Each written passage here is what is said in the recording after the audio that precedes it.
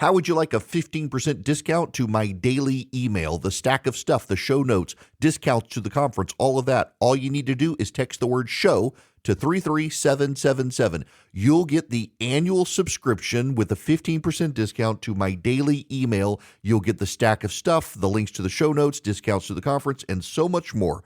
All you have to do is text the word show, SHOW, to 33777. Text show to 33777.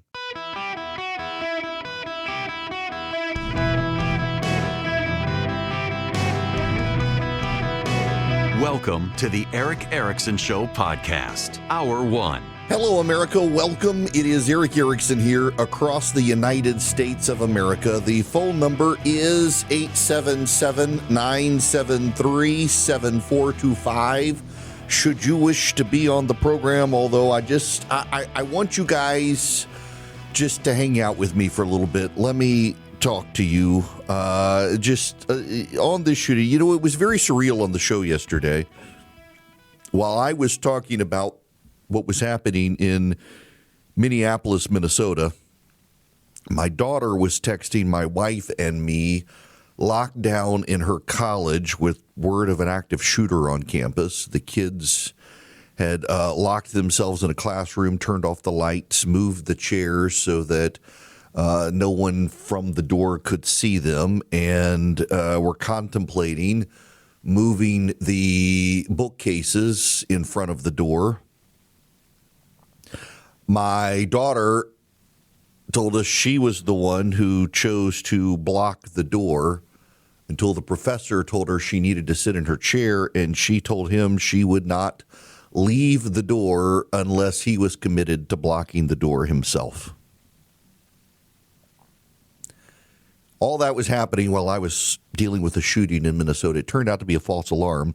There have been a number of reports on college campuses and some high schools across the country of active shooters that have turned out to be false alarms. They're all coming apparently from the same number, it seems. There's an active FBI investigation around the country about this happening. But I was literally getting real-time play-by-play from my kid. We're not hearing shots. We're locked in the classroom. I block the door myself. Now the teacher's blocking the door. I'm reading this as I'm talking to you guys. It was a surreal moment yesterday. We know now more about the shooter. And I want to talk to you in a way I don't often talk. Yeah, a little bit of theological here, which I do, but not like this. I try to leave some of the stuff off the table, but I don't think I can today. One of the pictures that the shooter drew in his manifesto was a conversation with a monster, and wrote it in Russian, telling the monster to leave him alone, no, I'll control you, and ultimately consenting to control and violence. We don't talk about things like demons and possession and stuff like that. We're a scientific 21st century culture, and I'm starting to wonder if we've got to resurrect some of the old language to deal with some of the things we're seeing, because this was demonic. This was real evil. And there are people who aren't Christians who say, and even some Christians who don't have a good answer for it. I'll give you the good answer. I'll give you my answer. Am I credible to give you the answer? I think I am. I have been to seminary. I haven't finished my degree, but I take in the classes. And I can tell you a very common Augustinian definition of evil is the absence of God. Christians for a long time wrestled with the answer: if God is good, why do bad things happen? If God is good, why does he let the bad things happen? And why do you get disease? Why do kids go into schools and shoot other kids? Why do wars happen? And the answer is that evil is the absence of God. There is a void to be filled with God or not. And if not, it is evil. And pure evil takes on malignancy that takes on an active presence. It's not something God created. God created angels who fell because they put pride above God, and he threw them out of heaven. And that is the embodiment of the demons led by Satan, a real being. One of the greatest tricks the devil ever pulled was to convince us he's not real. And modern society has no language to be able to deal with actual real manifestations of evil. It's treated as mythology. It's treated as not real until you encounter it. And we encountered it yesterday, where a transgender shooter locked kids inside a church, barricaded the door so they could not get out, and then began opening fire through the windows. And that then gets to the question of motive and the motivation for the shooting. There are lots of conversations on television about motive and how they can't ascribe motive. And if you get my show notes today, I want to read you what I wrote. I think I got it better the first time around. There's no reason for me to not just tell you and by the way, if you text Eric, E-R-I-C-K, to 33777, the show notes today, they're not behind a paywall. If you go right now, if you text Eric, E-R-I-C-K, to the phone number 33777, the very first link is the show notes. You can click it and see the actual show notes email today, titled Monsters, Medicine, and More. It is not behind a paywall. And I just want to read you this from me. But first, let me play this audio from Andrew McCabe on CNN that sets the stage for it. Okay, and I think this is something that we've seen in other mass shootings. We've seen mass shooters who actually refer in their manifesto to previous shooters. But this one is really remarkable to me in that respect. I was looking at, I haven't seen the manifesto, so I can't say whether there are specific references to the 2023 Covenant School shooter in Nashville. But if you look at that situation and this one, there are remarkable similarities. So both were in their 20s, both targeted religious schools that they formerly attended. What Andrew McCabe never gets at is the transgendering. Remarkable similarities, but not the transgendering. And then there's John Miller, a law enforcement expert on CNN. Going through the writings, particularly going through the videos as the shooter laid out his weapons and held up each individual parts, what you saw there was a pervasive message of hate. Hate against blacks, hate against Jews, hate against God, and the target, of course, being a Catholic church. But there's also a degree of posturing there about what we're going to investigate it as. They're investigating it in support of the Minneapolis police who have a homicide case. The offender is dead. It is doubtful that anyone other than the offender, unless we learn something very new in the next couple of days, is going to be charged. I almost find the conclusion that it's a hate crime against Catholics premature. Almost find it premature. He used a picture of Jesus for target practice. Oh, he had writings about Jews that were bad and about Donald Trump. ABC News, when they covered this, said Donald Trump's name was written on the barrel of the gun. They didn't say the word kill before Donald Trump, but that word was there. Where is your God now was written on the magazine. This is a evil shooter, and the media lacks the language. The press, even today, and this is what I got to, insists we don't know the shooter's motive despite the manifesto. This is in large part because the shooter actually hated life itself. In the conversation, the shooter draws the picture with the demon. The shooter very clearly hates life and says he hates life. Now, I want to be charitable. I want to make a point here, and I need you to be charitable with me on this point. Even insane people, they tend to have motives. Even insane people tend to have motives. You need to understand that insane people have motives. For the sake of argument, let's just ensure that we all understand this, that there are rational motives. They have rational motives.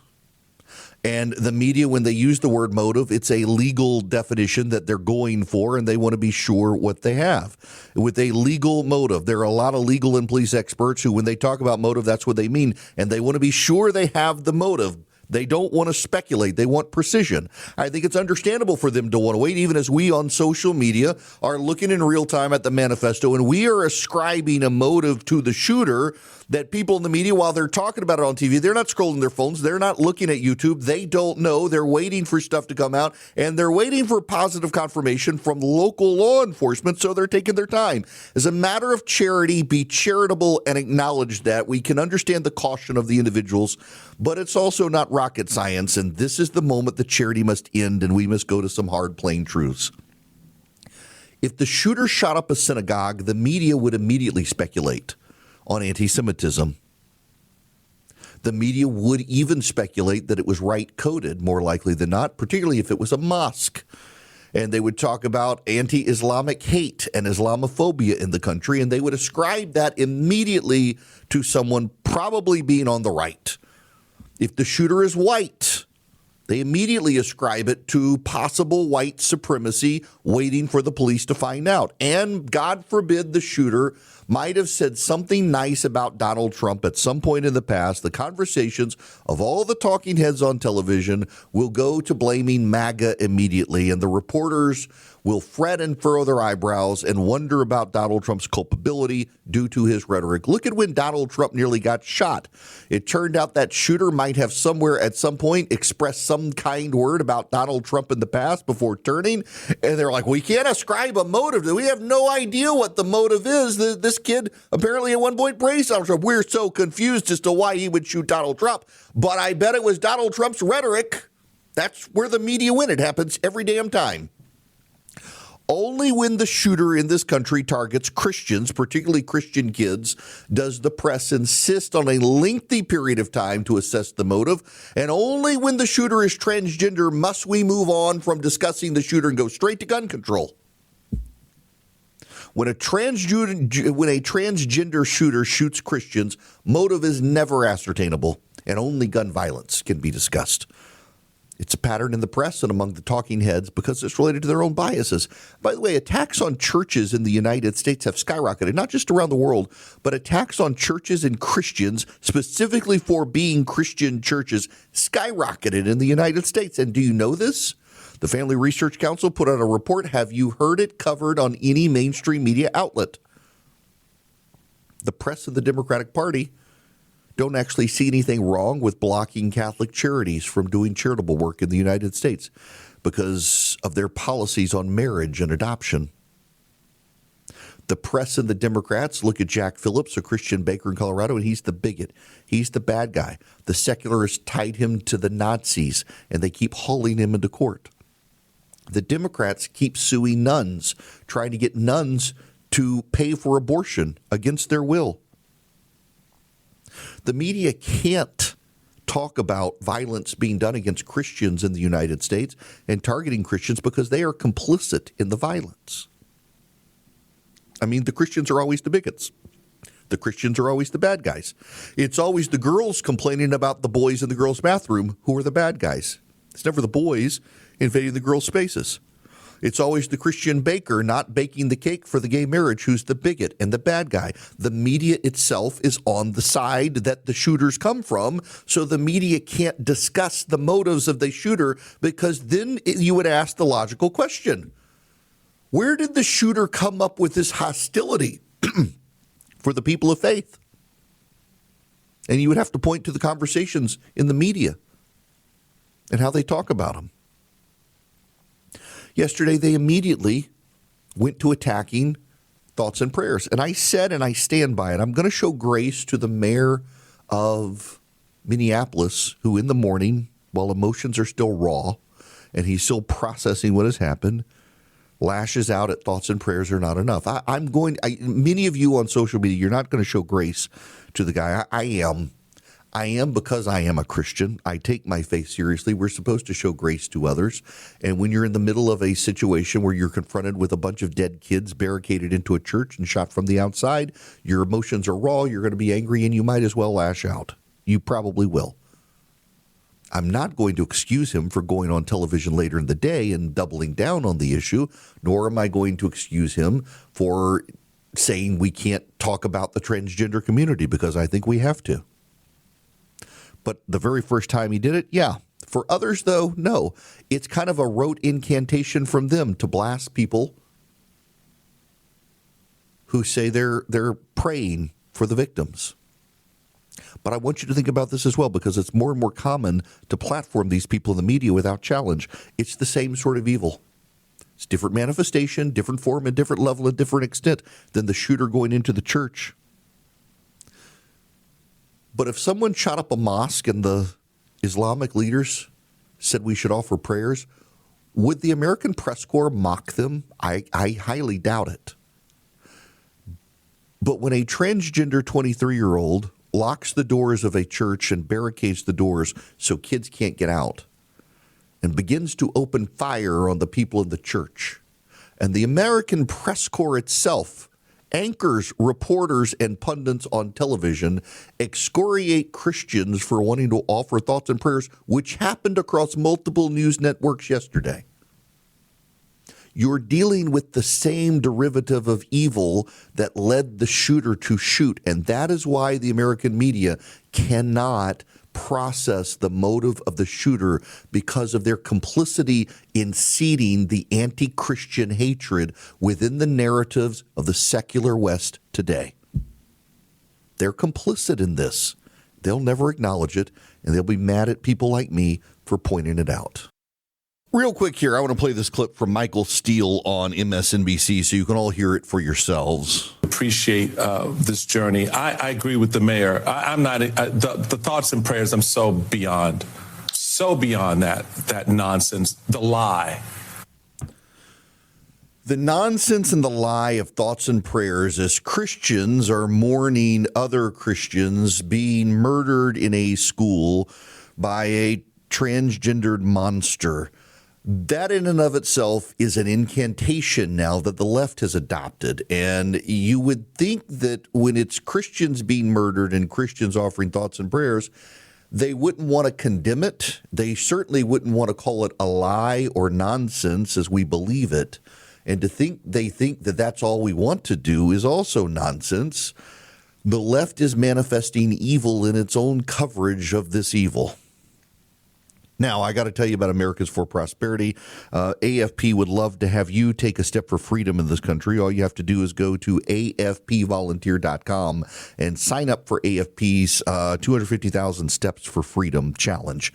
It's not you taking 250,000 steps. It's 250,000 of us just taking one step for freedom in our local community. And I hope you might be encouraged to do it. AFPvolunteer.com is the website to go to.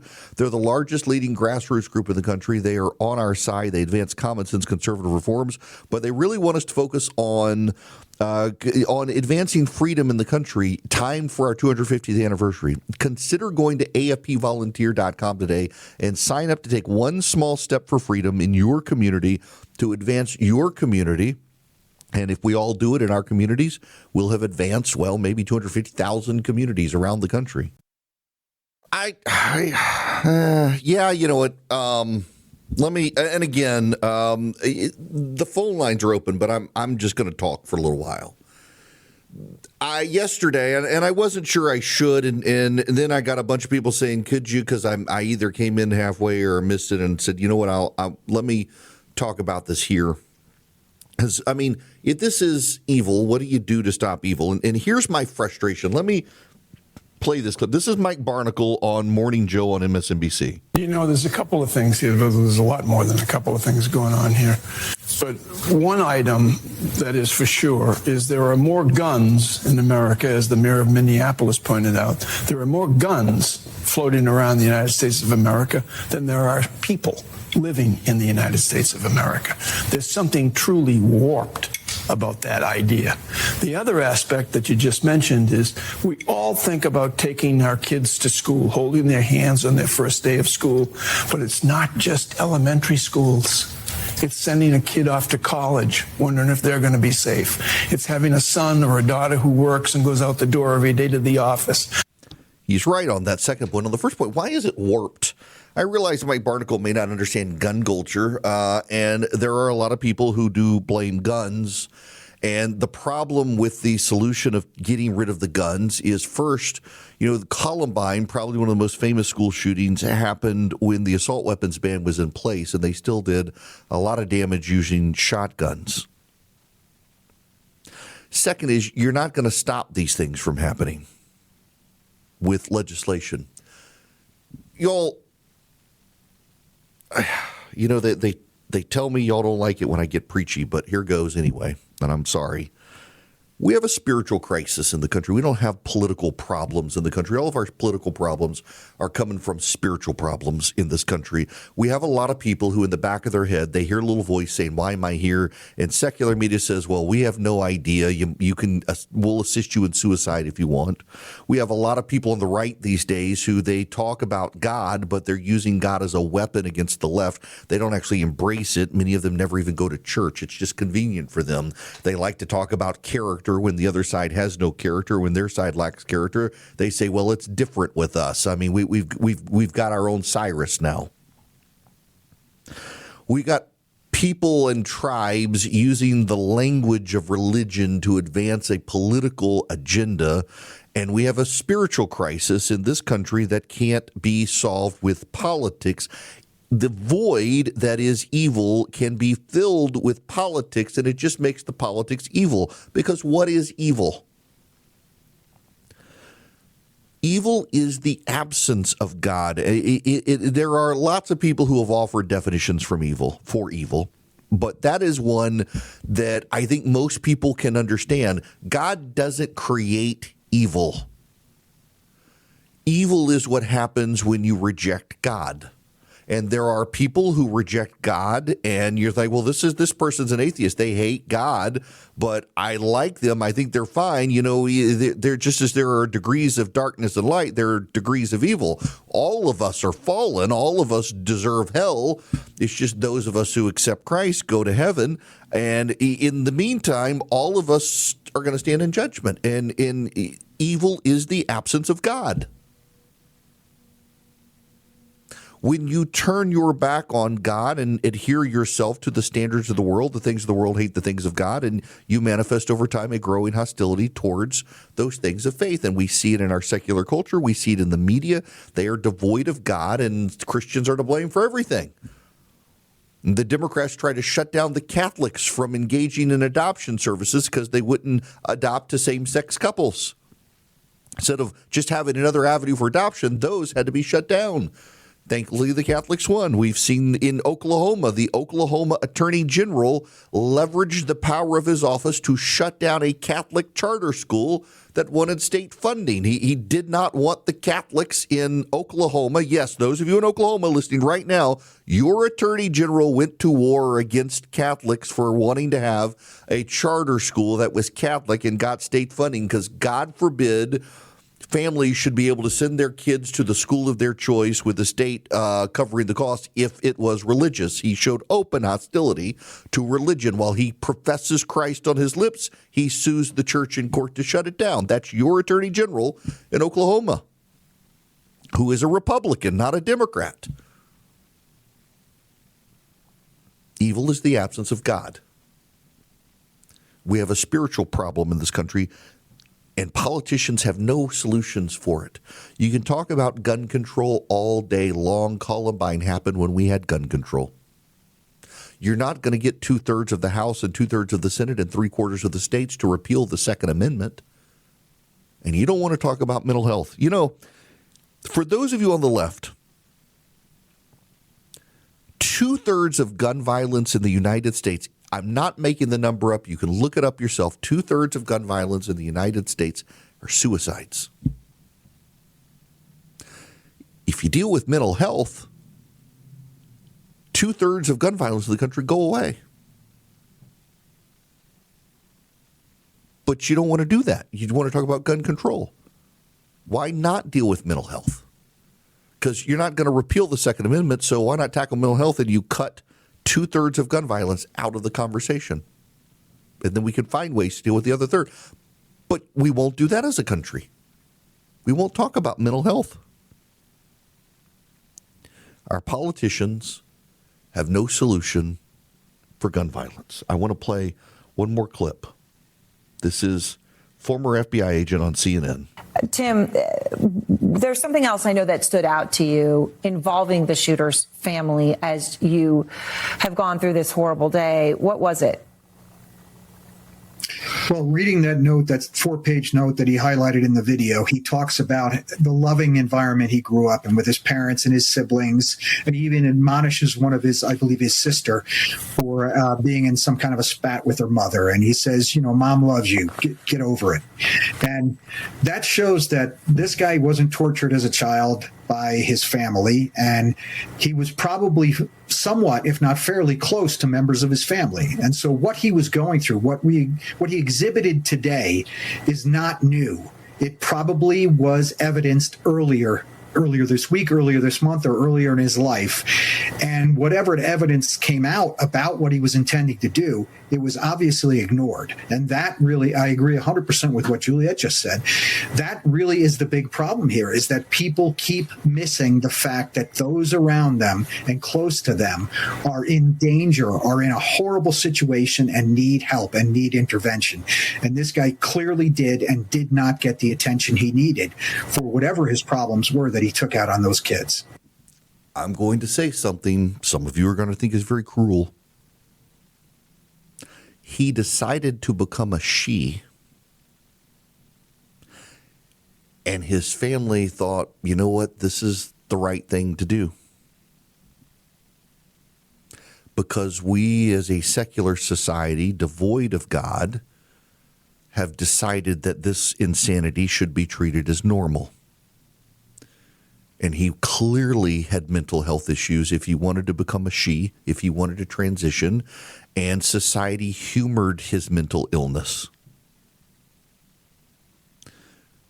Politicians and politics do not have answers to the spiritual problems that people are going through. If anything, they affirm the problem as being somewhat normal when it's not.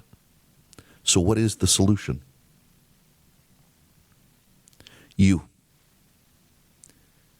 want to solve the problem? You are the solution. You and me. What do I mean by that? There are a lot of people suffering in the world today. Politics have no answer for them. In many cases, medicine has no answer for them. You are the answer. Love your neighbor. Love your neighbor. Seek the welfare of the community in which you live, and there you'll find your welfare. You know, I do the ad for Americans for Prosperity. They want the 250,000 Steps for Freedom challenge, and it's not you taking 250,000 steps. It's you taking one step, and me taking a step, and someone else taking a step. 250,000 people taking one step for freedom in our community. The argument goes, we've made our community better for freedom by each of us taking a step. When the Jews are in exile in Babylon, the prophet Jeremiah sends them a letter, and he says it is from God Almighty himself. And you can find it in Jeremiah 29. It's my favorite passage in Scripture. I cite it on this program often. And it is advice that God is giving the Jews who are convinced that he will rescue them at any moment. And he wants them to know that actually you're going to be there for a while. Thus says the Lord of hosts, the God of Israel, to all the exiles. Build houses and live in them. Plant gardens and eat their produce. Take wives and have sons and daughters. Take wives for your sons and give your daughters in marriage that they may bear sons and daughters. Multiply there and do not decrease, but seek the welfare of the city where I have sent you into exile, and pray to the Lord on its behalf, for in its welfare you will find your welfare. Do you know where the battered women's shelter is in your community? Have you offered to help? Have you dropped off food or funding for your local food bank, soup kitchen, or pantry? Have you involved yourself in the local crisis pregnancy center or the local adoption agency? Have you volunteered your time with your church in its missions in its city? Have you engaged in a faith community? Have you? I'm bad about it myself. I don't like to do it, honestly, because I get recognized and then people want to talk politics. But I'm willing to give my money. Willing to give my money. And I do locally. We got spiritual problems in the country. People have no sense of belonging. They're isolated, and isolation exacerbates mental health issues. We know that people who are actively engaged in communities live longer and have better outlooks on life, and they're happier. This kid, for all we know, seemed to be pretty isolated and have gotten into some very dark and fringe things. Being engaged, being around people, being with families, being with friends who have kids, being together in community, boy, does it matter. And it matters so much more in a world where digitally we feel super connected and we're not. I'm a member of this group through the Golfers Journal called the Broken Tea Society. It is a group of golfers around the country. They just launched a new online app for all of us, and it's kind of a community. And I just moved off the front page of my phone, the Twitter app. And now, just by memory, as I'm tapping in to go to Twitter, I actually wind up going into the Golfers Journal Broken Tea Society instead. And I get to see conversations with people around the country who are just excited about golf. They don't care what your politics are. They don't care what your views are. They don't care what your position is on the budget or Donald Trump. They're there to hit golf balls, drink some beers, and have some fun. Good for my mental health, but it's also not here with me. One of the cool things I like about it is that by your state, you're broken down so you can find all the other golfers in your state or near you in your local community and get together with them and go hit golf balls and build community there. Now, you may not like golf. That's fine. Finding community matters. Pulling people into your community matters. It's why I sit on my porch on Sunday nights with friends and we smoke cigars and drink bourbon and eat and watch football, because FaceTime together matters much. Our society has gone onto the altar of politics. We all worship politics now. We worship political gods. They are our idols now. Look at people and how they treat Donald Trump. Look at Democrats and how they treat Barack Obama. We have political idols now that we worship. They can do no wrong. They do not fail us, and they are fallible human beings. And politics and the gods of politics, they have no solutions for the soul-weighted problems of America today. The church does, and too many people in the church want to get involved in politics to fight for a tribe as opposed to getting into politics and holding both sides accountable with truth. The manifestations of evil that we see in this country are going to become more and more prevalent as fewer and fewer people go to church. Talk to the missionaries who go into unchurched communities. That's where they see the demonic forces. I got stories that'll make the hair stand up on the back of your neck, and they're true stories. And the same holds true in communities that have left God behind. The old gods come back in, and they're the bad ones that the Christians drove out. The problems we have in this country are spiritual, not political. The political problems are derived from the spiritual. And the politicians will offer us no solutions for the spirit. But you and the church can, if you're committed to seeking the welfare of the community in which you live, because there you will find your welfare. Hello, welcome. It is Eric Erickson here. The phone number is 877-973-7425. I'll get into calls in the next hour. I got to play this Gavin Newsom clip here. Wake up. You will lose your country. Again, it's not about Democrats. It's about all of us. So you're absolutely convinced he's... I'm absolutely 2028. You've seen it. He's tried to steal the last election. He's trying to rig it in plain sight. Yeah, Newsom says Donald Trump doesn't want a 2028 election. This is designed to incite the base of the Democratic Party, already suffering mental health issues.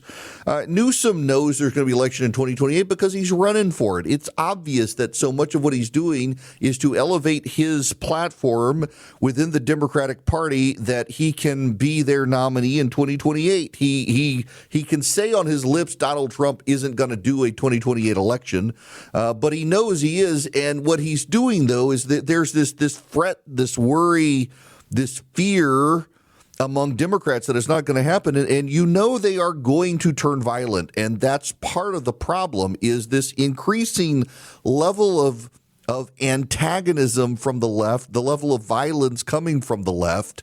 And they're doing it to provoke those people suffering the stresses of isolation and political idol worship on the left. This is not healthy stuff for Gavin Newsom to say when you and I both know he doesn't believe it. He's just stirring the pot.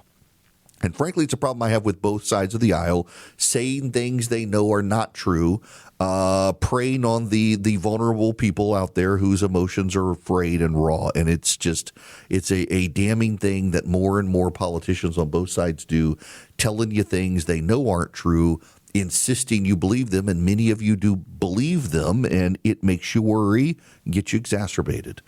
Now, I will tell you, I do believe in the Eden Pure Thunderstorm because I use it on a near regular basis. I keep one in my travel bag. They're small and portable. You can get 3 of them and save $200. You go to EdenPureDeals.com. The discount code is ERIC3, ERICK3 at EdenPureDeals.com. It's an air purifier. It gets rid of pollen and dust. It gets rid of pet dander. It gets rid of 99.9% of bacteria and viruses in it. And it generates ozone that goes out into the air and finds and touches the ionized particles you and I recognize as odors and wipes them out. You get 3 of them, you save $200. You get them for less than $200 at EdenPureDeals.com. Again, the discount code ERIC3, ERICK3 at EdenPureDeals.com. They're small, they're portable. You can get 3 of them for upstairs, downstairs, your basement, your travel bag, your RV, wherever you need them, and they wipe out odors, litter box odors, pet odors, smoke odors, you name it. I used it on my back porch the other day to wipe out odor from my smoker that wafted into the back porch. EdenPureDeals.com. The discount code is ERIC3, ERICK3. You get 3 of them, you save $200. The website, one more time, EdenPureDeals.com. When we come back, wow, the media just doesn't have language to deal with what happened.